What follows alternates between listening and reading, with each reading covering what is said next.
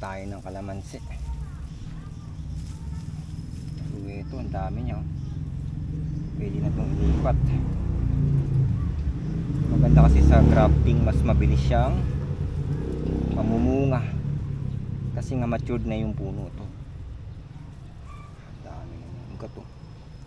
Gandang i-grafting to kasi solid na siya, oh. Yung puno ng ugat, oh, mula ibaba. So dito natin siya ikakat para ano, buhay na to. Tagal na kasi itong kalamansi na to, eh. Siguro mga 10 years na yung tanda nito, pero ano siya, parang na bonsai. Ayan siya. So ikakat natin dito sa ilalim tsaka rito.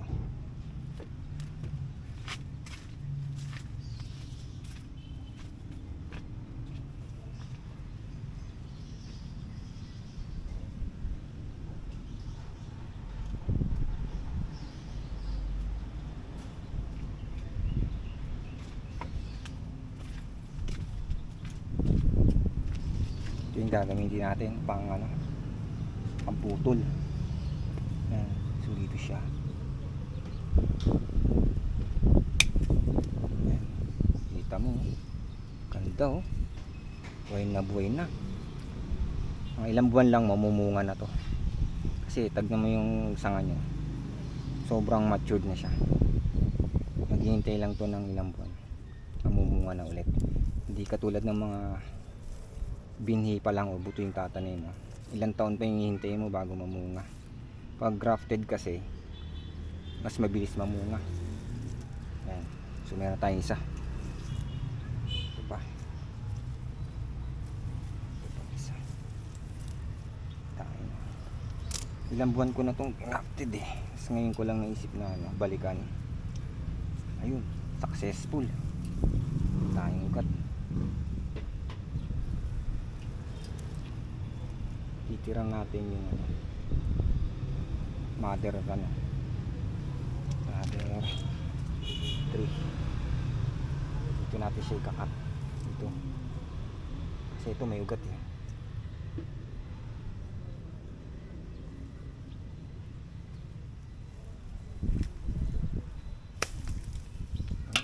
Successful. Naputol na ugat, sayang. Ayan, may bunga na nga, oh. Ayan, may bunga na siya. So hindi na tayo mahirapan magpabunga dito. Susunod na i-grafting ko ito. Lalagyan ko lang ng cut, pero sa ngayon dyan muna siya. So nakadalawang puno tayo. Dalawang puno, oh, grafted. Ganyan kadali lang parami ng kalamansi. Pero dapat siguraduhin mo grafted. Ayan. Pag grafted, ikakat mo lang naman yung ano niya, stem. Tapos nakita na yung pinakapuno niya, tanggal na yung balat, tatabunan mo lang ng lupa yan. Tapos ilang buwan lang magkakaroon na ng ugat. Ayan. Ayan siya. Ang ganda, tayong ugat. Buhay na to.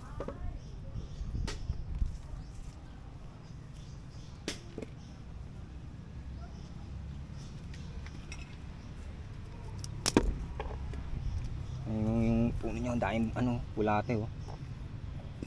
Sinyalis yan na mataba yung lupa.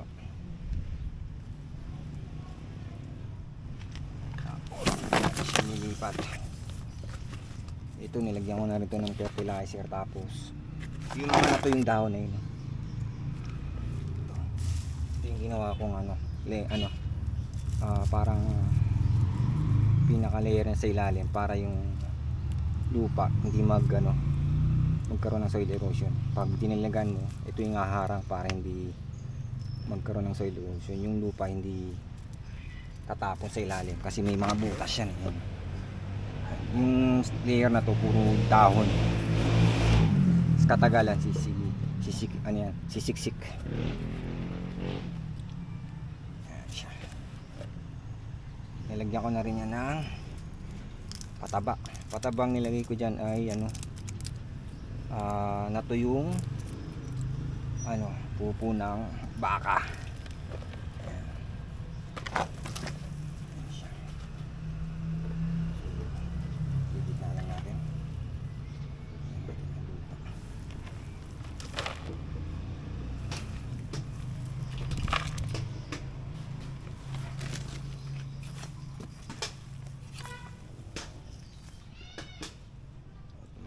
Tumatalon-talon pa yung mga ano, mga bulate. Bulate. Tayong bulate. Balik natin sa ano.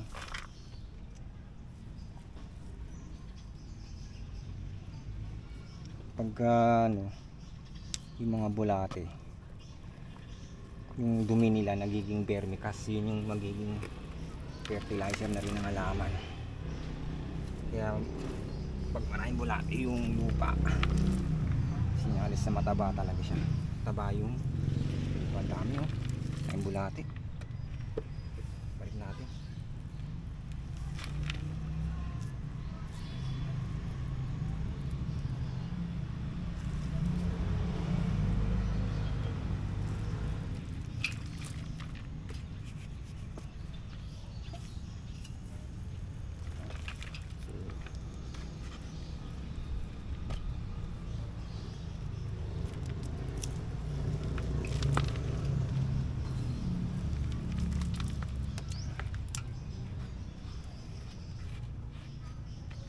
Tapos dito tatakpan ko to ng ano, ng tuyong dahon